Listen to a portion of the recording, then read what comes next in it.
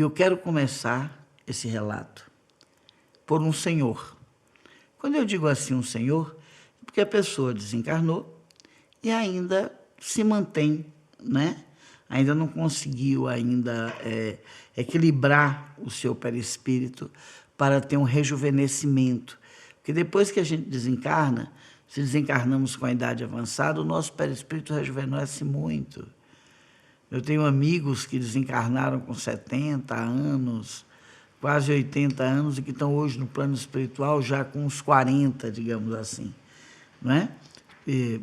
Isso é uma observação, é leitura de uma observação. Ninguém fica no mundo espiritual, eu tenho 40, eu tenho 30. Até porque, quando estamos na pátria espiritual, temos aquela certeza de que acabamos de chegar de mais uma visita à Terra. E isso nos dá a consciência plena do quanto tempo a nossa alma já está em atividade. Porque a nossa alma entra em atividade. A nossa alma entra em atividade a partir do momento que nós desenvolvemos a nossa primeira encarnação. Antes disso, ela ainda não tinha entrado em atividade. Era um contexto de alma, eram mônadas, mas que ainda não tinham tido ainda um perispírito, uma porção espiritual periférica, não é de perispírito. Ok? E eu vou começar com o relato desse senhor. Então, ele conta que que ele morava numa rua onde ele era uma pessoa que tinha uma situação financeira muito boa. Mas que também morava nessa rua pessoas com situação financeira inferior a dele, não é? Ele conta também que tinha uma ou duas com a situação financeira e social superior a dele, é assim que ele fala disso, não sou eu, né? Eu só narro, e que tinham pessoas com relação social financeira inferior a ele e pessoas com relações sociais e financeiras muito inferiores mesmo. E que morava nessa rua um garoto, não é? Que ele olhava para o menino assim, sentia alguma coisa, e que ele até estranhava. Ele fala, Lu, eu estranhava, porque eu não tinha ainda uma evolução espiritual de olhar para outras crianças, que não fosse realmente meus filhos, né? Meus netos, meu sangue, a minha extensão. Eu olhava, não sei, tinha alguma coisa naquele garoto que me chamava a atenção. Eu passei a cumprimentá-lo. Eu passava de carro, ele estava, eu balançava a cabeça, ele dava tchauzinho. Eu balançava a cabeça, ele dava tchauzinho. E aí ele começou também, quando eu passava com o carro, ele vinha correndo atrás do carro, me dando tchauzinho. E eu cumprimentava e tal e tal. E, de repente, eu soube, eu não o vi na rua, sumiu, não vi mais ele por ali. Me chamou a atenção e eu tinha um jardineiro. E eu perguntei ao meu jardineiro, disse, tem um garotinho aí, assim, assim, assim. Ah, aquele que corre atrás do carro do senhor é esse mesmo. Ah, ele está muito doente, ele está muito doente. A família, infelizmente, não tem condições financeiras de arcar, né? A gente está ajudando, mas o senhor sabe como é, ninguém tem tanta condição assim, né? Ele pegou uma virose, ele pegou uma gripe, uma coisa assim, e o organismo dele não está conseguindo reagir. Ele disse que na hora ele teve um ímpeto assim, um ímpeto mesmo, de procurar essa família, de dar apoio financeiro. E disse que na mesma hora ele pensou assim, mas se eu ajudar esse daqui a pouco, todas essas pessoas que, que são pobres nessa rua, se ficar doente, vai vir para a minha porta e eu não vou ter condição de ajudar todo mundo. Não posso fazer isso, porque senão eu também descapitalizo a minha família. Essa coisa de você ajudar um, já sabe como é que é, né? Todo mundo na rua começa a bater em sua porta. E ele disse que esses tipos de pensamento o convenceram a não ajudar, a não procurar dar ajuda. E que ele ficou com aquilo sim na cabeça, com aquilo ele não esqueceu. E ele perguntava, ele está melhor? Aí o jardineiro dele, que trabalhava com ele, dizia: a família disse que ele melhora, às vezes piora, está se tentando aí conseguir os remédios, está se tentando conseguir levar ele para um hospital, mas chega no hospital não tem vaga, vai, volta, aí vem um médico, consegue um pouco do remédio, ele começa a tomar o remédio, mas aí acaba, não se acha nas farmácias, teria que se mandar buscar em outros lugares. Aí tinha esse tipo de notícia e ele ouvia, né? Até que um dia ele perguntou: e aí, o garoto? Aí o rapaz disse: ele desencarnou. Ele morreu, coitado, né? A família não teve condições mesmo de manter o remédio e ele teve uma piora rápida e morreu. Ele disse que entrou para casa, né? Ouviu aquilo, entrou, sentou na poltrona dele e que ele sentia que algo dentro dele muito forte estava chorando. E ele: eu nunca fui homem de chorar, né? Eu estava encarnado na época que se dizia que homem não chora, que não é assim, que homem não pode estar se entregando aos choros, às velas, a essa coisa toda. Então eu estranhei muito. Minha mãe morreu, eu não chorei. Meu pai morreu, eu não chorei. E eu estava sentado na minha poltrona ali, na minha casa, e sentindo mesmo. As lágrimas não desceram, mas eu sentia claramente como se algo dentro de mim estivesse chorando. Fiquei muito quieto, minha esposa perguntou, eu contei para ela: um garotinho que eu corria atrás do carro meu, aí me cumprimentava, e agora eu descobri que ele morreu. E a esposa dele comentou: eu sei quem é e tal.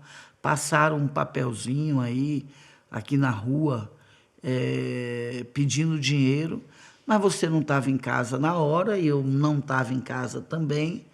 Eu não tinha dinheiro em casa e você não estava em casa na hora para eu pedir. E passou.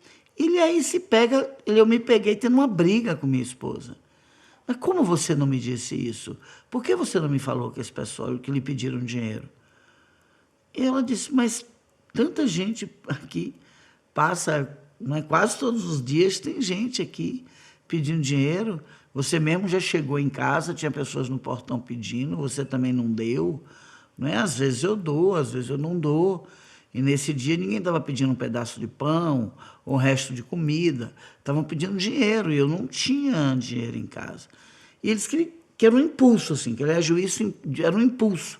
Não, mas você tinha que ter me dito, como você não me diz? Uma criança está doente, precisando de um remédio, como você não se comove com isso, e tal, e tal, e tal, e tal, e tal.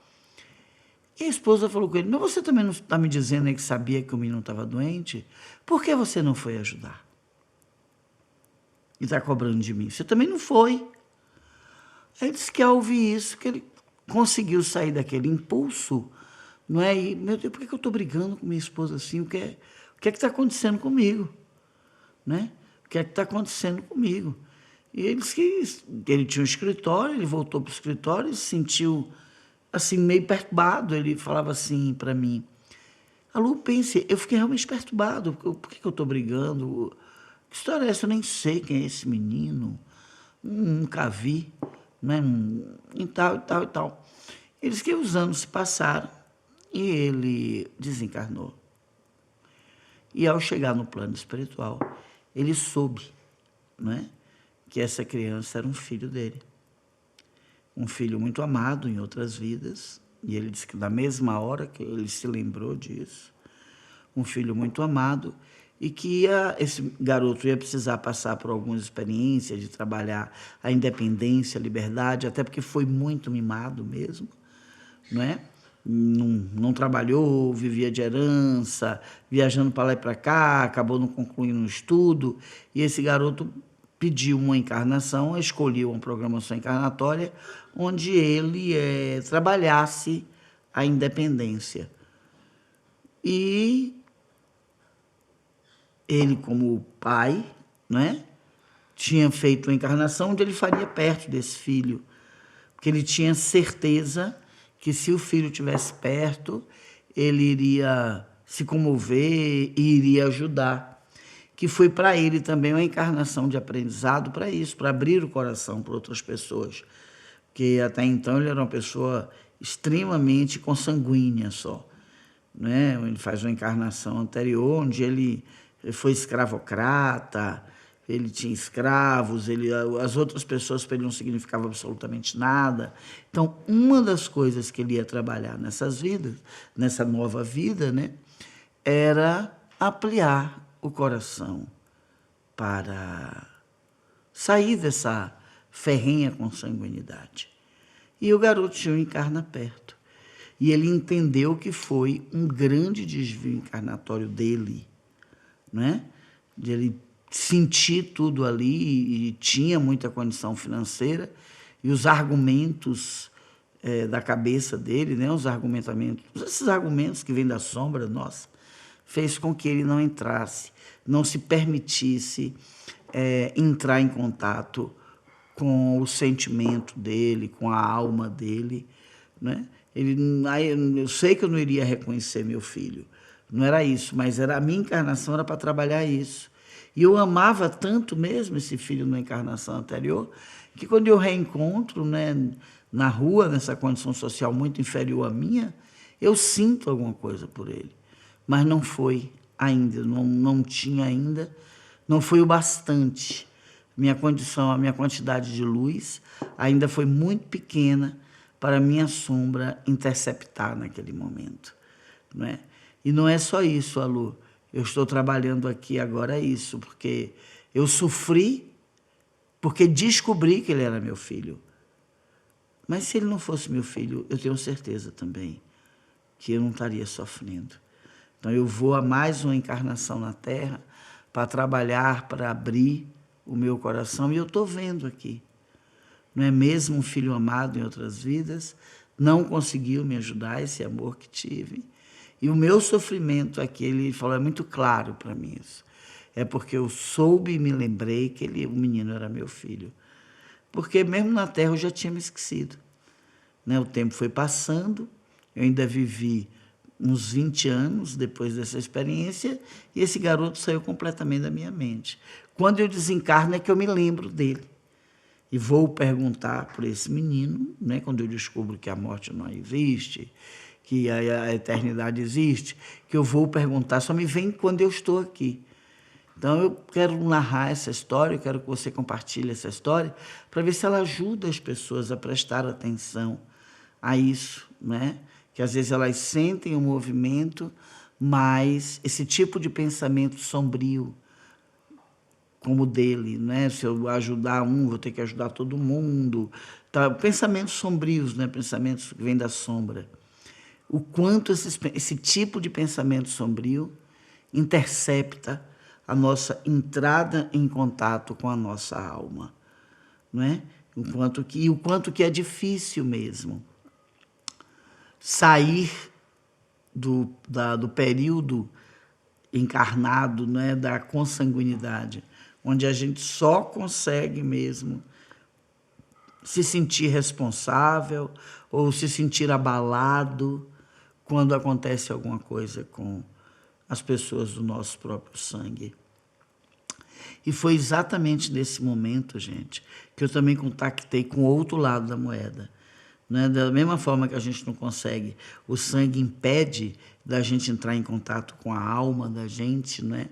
As relações consanguíneas se tornam grandes guerras pela grande cobrança também afetiva e emocional que o sangue nos leva a ter pelos nossos parentes consanguíneos.